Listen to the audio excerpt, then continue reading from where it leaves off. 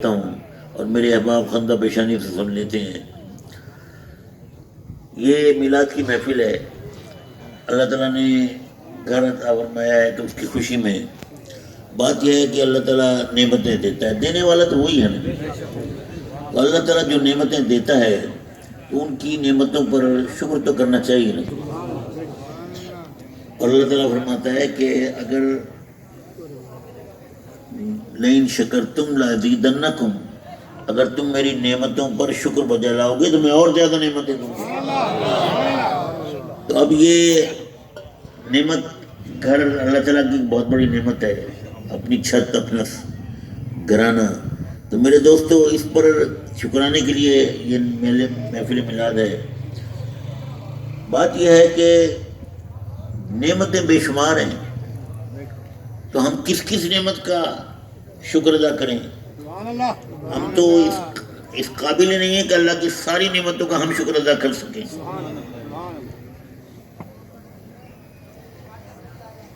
لیکن اگر ہم اس نعمت عظمیٰ کے بارے میں اللہ کا شکر ادا کر دیں جس کے صدقے میں ساری نعمتیں ملی ہیں، تو سب نعمتوں کا شکر ادا ہو جاتا ہے۔ اور وہ نعمت عظمیٰ ہے ذات پاک جناب محمد مصطفیٰ صلی اللہ علیہ وسلم، حضور کے صدقے میں سب نعمت ملی ہے۔ اور میرے دوستو، یہ حضور صلی اللہ علیہ وسلم کے بارے میں جو عقیدہ ہم اہل سنت کا ہے اور ہونا چاہیے سب مسلمانوں کا، وہ یہ ہے کہ سید عالم نور مجسم صلی اللہ علیہ وآلہ وسلم جیسے اس دنیا میں جلوگر تھے اور آپ کی الطاف و عنایات کی بارش تھی، اب بھی اسی طرح سرکار کی عنایت بارش تھی۔ اور سرکار اپنی قبر انور کے اندر حیات ہیں، حیات ہیں، حیات۔ وہ مجھے بات یاد آئی، حضرت مولا کائنات کی حدیث یاد آئی۔ حضور صلی اللہ علیہ وسلم کی جب وفات ہوئی، حضور کی جب وفات ہوئی تو میرے دوستو بڑے غم کا موقع تھا۔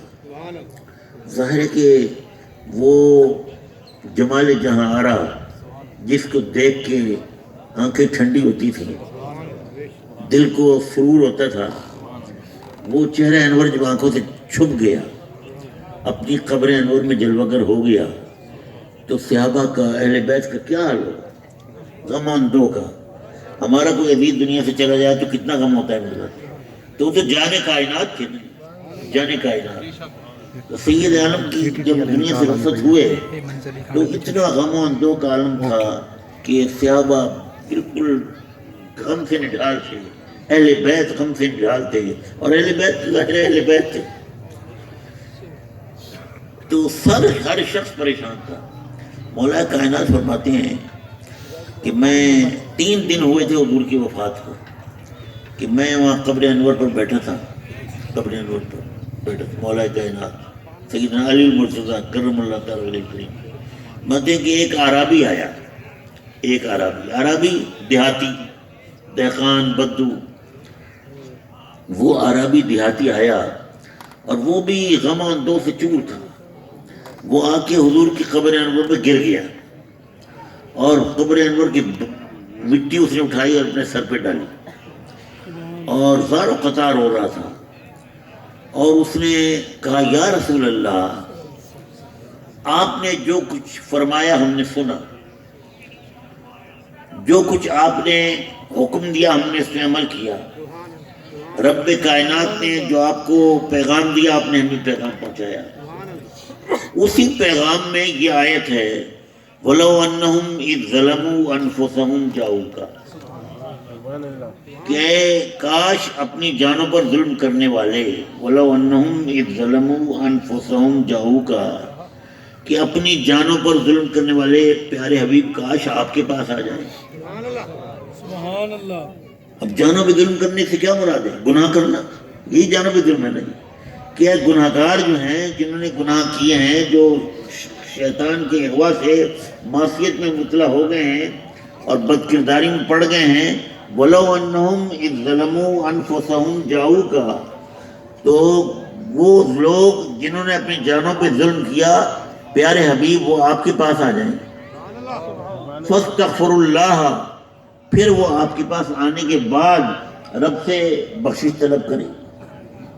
واستغفر اللہ فاستغفر اللہ واستغفر لهم الرسول، اور پھر آپ بھی ان کی سفارش کر دیں تو کیا ہوگا؟ لوجد اللہ تواب الرحیم، تو رب کو وہ بے حد توبہ قبول فرمانے والا اور رحیم پائیں گے، رحم فرمانے والا پائیں گے.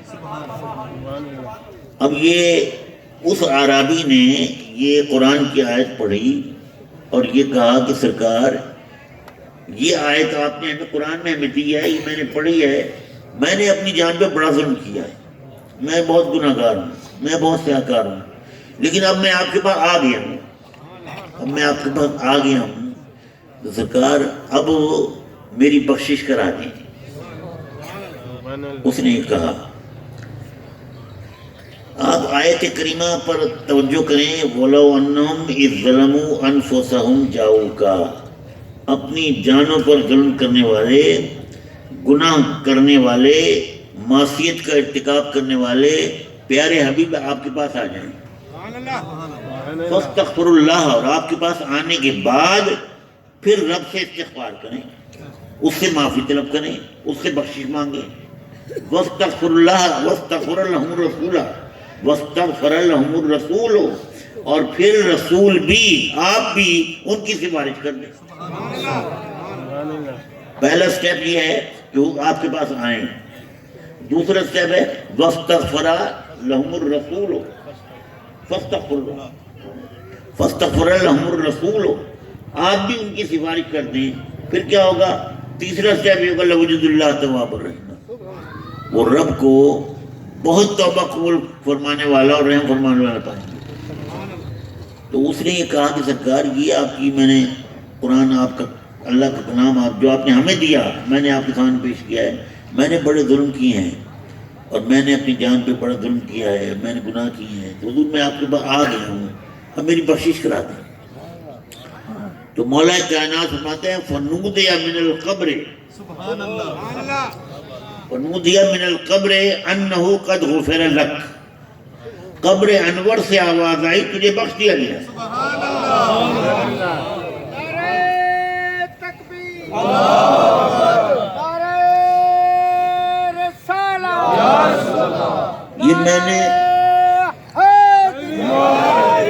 یہ میں نے جو حدیث کے الفاظ آپ کے سامنے پیش کیے، یہ میرے دوستو حدیث میں یہ نہیں ہے کہ ندا سے آئی، غیب سے آواز آئی، حاطف غیب نے ندا دی، نہیں.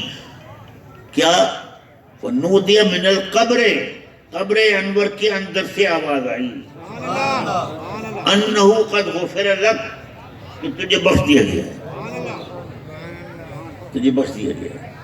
میرے دوستو، اور یہ جو قرآن کی آیت نے بالکل واضح ہیں قرآن و حدیث کی روشنی میں، خواہ مخواہ کا لوگوں نے خلفشار پیدا کر دیا ہے، خواہ مخواہ کی باتیں بنانی شروع کر دی ہیں. میرے دوستو، اب یہ قرآن کی آیت آپ کے سامنے میں نے پیش کی ہے، تو قیامت تک کے مومنوں کے لیے یہ حکم ہے نہیں ہے کہ اگر تم نے گناہ کیے ہیں تو تم میرے حبیب کو آ جاؤ. اور پھر بات یہ ہے کہ جو نہیں آ سکتے، ایسے بھی تو لوگ ہیں جو نہیں آ سکتے، گناہ انہوں نے کر لیے ہیں، لیکن ان کو تڑپ ہے کہ سرکار کی بارگاہ میں یہ پہنچ کے عرض کر دوں. تو میرے دوستو، حضور دور نہیں ہے، حضور دور نہیں ہے. حضور نماز پڑھا رہے ہیں، نماز پڑھاتے پڑھاتے جماعت کرا رہے ہیں. حضور 2 قدم آگے بڑھے اور حضور نے اپنا ہاتھ ایسے کیا، نماز کی حالت میں ہاتھ ایسے کیا جیسے کسی چیز کو پکڑتے ہیں. پھر حضور پیچھے ہوئے، ہاتھ نیچے کر لیا. جب سلام پہ رہا تو صحابہ نے عرض کی حضور یا آپ نے عجیب بات کی، نماز کے دوران آپ آگے بڑھے اور آپ نے ہاتھ آگے کیا اور پھر ہاتھ نیچے کر دیا، پھر واپس آ گئے. حضور فرمایا کی بات یہ کہ میں جب نماز پڑھ رہا تھا تو جنت میرے سامنے آ گئی، جنت میرے سامنے آ گئی. تو جنت میں انگوروں کا خوشہ ایک لٹک رہا تھا، میں نے سوچا یہ خوشہ میں توڑ لوں، یہ خوشہ میں توڑ لوں. تو پھر میں نے خوشہ توڑنے کے لیے ہاتھ آگے بڑھایا، تو پھر مجھے خیال آیا کہ جنت کی چیز جنت میں رہنے دوں.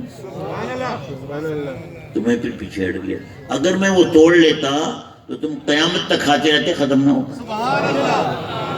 تو جس ہستی کے لیے مدینے میں جہاز بنائے تو جنت ہے, تو ان کے لیے پاکستان دور ہے.